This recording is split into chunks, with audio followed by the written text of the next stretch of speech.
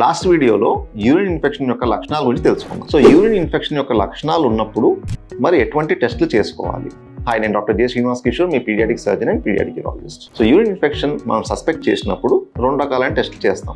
ఒకటి, ఇన్ఫెక్షన్ ఉందా లేదా అని కన్ఫర్మ్ చేసుకోవడానికి. కొన్ని టెస్టులు ఏమో అసలు యూరిన్ ఇన్ఫెక్షన్ ఎందుకు వచ్చిందో తెలుసుకోవడానికి. సో యూరిన్ ఇన్ఫెక్షన్ ఉందా లేదా కన్ఫర్మ్ చేసుకోవడానికి సింపుల్ గా మనం చేసే టెస్ట్ కంప్లీట్ యూరిన్ ఎగ్జామినేషన్ అంటాం. ఇందులో మనకు కొద్ది వరకు ఇన్ఫర్మేషన్ తెలుస్తుంది. ప్లస్ ఈ టెస్ట్ యొక్క రిజల్ట్ కూడా చాలా ఫాస్ట్ గా వస్తుంది. సో మనం ట్రీట్మెంట్ స్టార్ట్ చేసుకోవడానికి సరిపోతుంది. కానీ పక్కాగా యూరిన్ ఇన్ఫెక్షన్ ఉందా లేదా తెలుసుకోవాలంటే మాత్రం ఖచ్చితంగా మనం యూరిన్ కల్చర్ అనే టెస్ట్ చేసుకోవాలి. ఈ టెస్ట్ రిపోర్ట్ యూజువల్ గా 3 to 4 days టైం పడుతుంది. కాకపోతే ఇందులో ఎటువంటి క్రిమి అనేది ఇన్ఫెక్షన్ కాజ్ చేస్తుంది, ఆ క్రిమికి ఎటువంటి యాంటీబయాటిక్ అనేది వాడాలి అనే క్లారిటీ మనకు వస్తుంది. సో ఇలా యూరిన్ ఇన్ఫెక్షన్ ఉంది అని మనం తెలుసుకున్నాక తర్వాత యూరిన్ ఇన్ఫెక్షన్ ఎందుకు వచ్చిందో తెలుసుకోవాలి. ఈ ఎందుకు వచ్చిందో తెలుసుకునే భాగంగా మనం కామన్ గా అల్ట్రాసౌండ్ స్కాన్ అంటే కిడ్నీల యొక్క స్కాన్ చేసి చూస్తాం. కిడ్నీలో ఏమైనా వాపు ఉందా, కిడ్నీ స్కాన్ లో ఎలా కనబడుతుంది, సో ఈ లక్షణాలన్నీ చూస్తాం. ఇది కాకుండా VCUG లేదా MCUG అనే టెస్ట్ కూడా చేసుకుంటాం. సో MCUG అంటే ఏంటి?